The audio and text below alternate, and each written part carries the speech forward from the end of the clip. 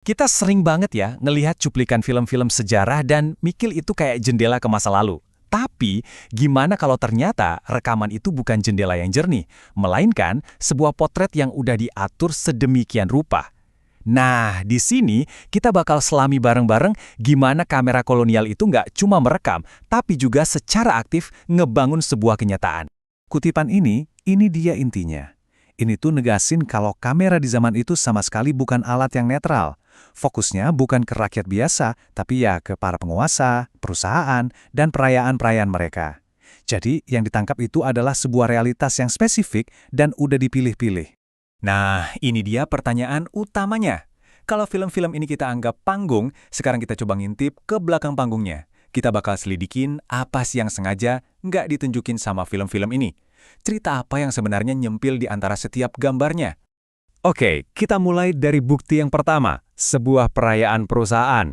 Kalau dilihat dari luar sih, kelihatannya megah, formal. Tapi di baliknya ada cerita yang jauh lebih dalam dari itu. Coba deh, bayangin suasananya. Formal banget, teratur, dan yang datang cuma orang-orang Eropa aja. Ini bukan pesta buat rakyat, ini perayaan jabatan. Dan yang paling penting dari awal, ini emang bukan cerita tentang masyarakat lokal. Mereka sengaja benar-benar ditinggalin di luar bingkai. Gak ada suaranya, gak kelihatan. Sekarang kita coba lihat dua sisi dari kemajuan ini. Di rekamannya kan kelihatan tuh, mobil-mobil baru, gedung modern. Tapi pertanyaannya, kemajuan ini sebetulnya buat siapa? Nah, disinilah ceritanya jadi makin menarik. Pertumbuhan perusahaan ini tuh sejalan banget sama modernisasi di Hindia Belanda. Dari yang tadinya pakai kereta kuda, mereka langsung lompat ke mobil mewah, bisnisnya berkembang pesat. Tapi pertanyaannya balik lagi, kemajuan ini beneran dirasain sama semua orang? Apa enggak? Wah, bedanya jauh banget. Buat para elit Eropa, mobil itu ya simbol masa depan, kemewahan, status. Tapi buat masyarakat pribumi, mereka cuma jadi latar belakang aja, entah sebagai pekerja atau sekedar pelengkap visual. Jadinya, modernisasi ini malah bikin jarak sosial makin lebar kan? Nah, ini dia poin utamanya. Apa yang nggak ada di dalam rekaman itu sama pentingnya dengan apa yang ada. Film-film ini secara sistematis ngilangin gambaran soal tenaga kerja yang ngebangun semua itu, ketidaksetaraan yang muncul, dan kehidupan masyarakat yang akhirnya malah terpinggirkan.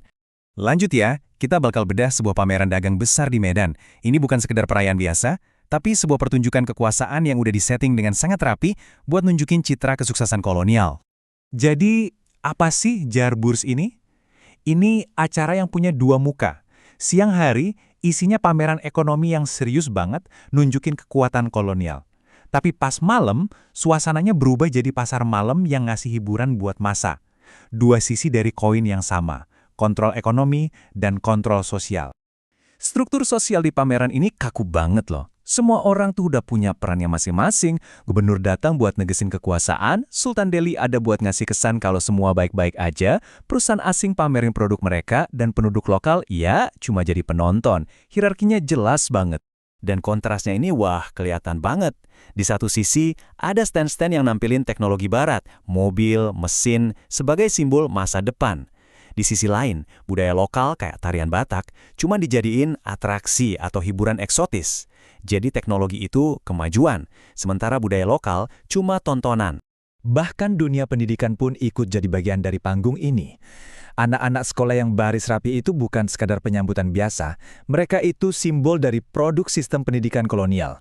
Generasi muda yang sejak kecil udah diajarin buat disiplin, patuh, dan loyal sama penguasa.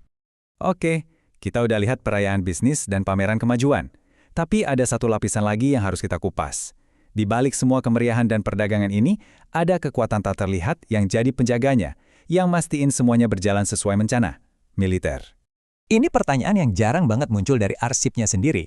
Gimana sih sebuah sistem yang timpang banget bisa kelihatan adem ayem aja? Jawabannya ya ada di kekuatan yang nopang semua itu, yang seringnya kerja di belakang layar. Angka ini nunjukin banyak hal.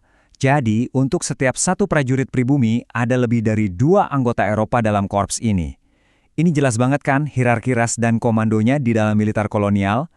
Struktur kekuasaan yang kita lihat di masyarakat ternyata kecermin juga di dalam militernya. Rekaman ini nunjukin betapa efisiennya militer kolonial. Mereka bisa gerak cepat pakai sepeda dan bisa beradaptasi sama medan apapun, dari jalanan kota sampai pematang sawah yang sempit sekalipun. Setiap gerakannya terencana, terkontrol, dan mengubah ruang publik jadi arena latihan militer. Nah, ini bagian yang paling bikin miris mungkin ya. Pematang sawah yang harusnya jadi tempat petani cari makan, jadi sumber kehidupan mereka, malah diperlakukan sebagai jalur taktis buat tentara. Ini nunjukin gimana kehidupan sehari-hari masyarakat biasa itu selalu ada di bawah bayang-bayang kekuatan militer kolonial. Jadi setelah melihat semuanya, perayaan perusahaan, pameran dagang, dan latihan militer, apa pelajaran utamanya? Ini bukan cuma soal apa yang terjadi di masa lalu, tapi tentang gimana cara kita belajar untuk membaca sejarah itu sendiri.